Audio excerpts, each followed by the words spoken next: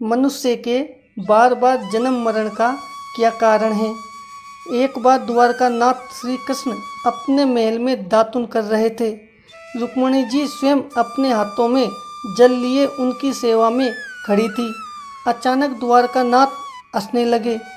रुक्मिणी जी ने सोचा कि शायद मेरी सेवा में कोई गलती हो गई है, इसलिए द्वारकानाथ हंस रहे हैं।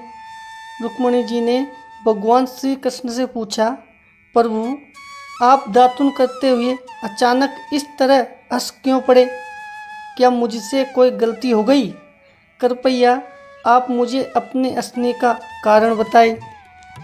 श्री कृष्ण बोले, नहीं प्रिय, आपसे सेवा में त्रुटि होना कैसे संभव है? आप ऐसा ना सोचे, बात कुछ और है। रुक्मिणी जी ने कहा, आप अपने हंसने का रहस्य मुझे बता दे तो मेरे मन को शांति मिल जाएगी, अन्यथा मेरे मन में बेचैनी बनी रहेगी। तब श्री कृष्ण ने मुस्कुराते हुए रुक्मिणी जी से कहा, देखो वह सामने एक चींटा चींटी के पीछे कितनी तेजी से दौड़ा चला जा रहा है। वह अपनी पूरी ताकत लगाकर चींटी का पीछा कर उसे पा लेना चाहता है। उसे देखकर मुझे अपनी माया शक्ति की प्रबलता का विचार करके हंसी आ रही है। रुक्मिणी जी ने आश्चर्यचकित होते हुए कहा, वह प्रभु कैसे?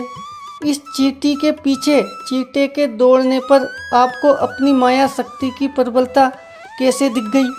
भगवान श्री कृष्ण ने कहा, मैं इस चींटे को 14 बार इंद्र बना चुका हूँ। 14 बार देवराज के पद का भोग करने पर भी इसकी भोग लिप्सा समाप्त नहीं हुई है।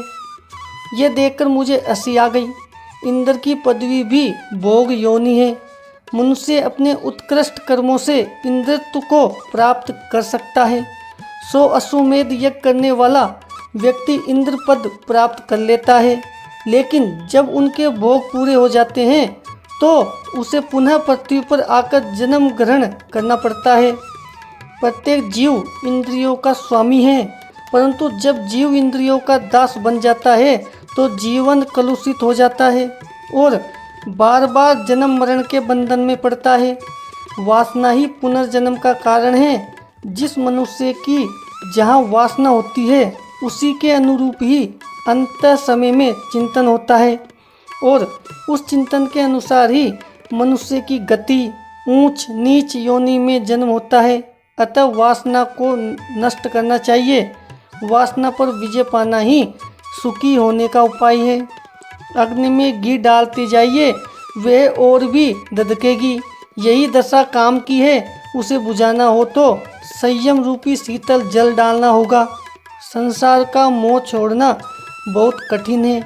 वासनाएं बढ़ती है तो भोग बढ़ते हैं, इससे संसार कटु हो जाता है।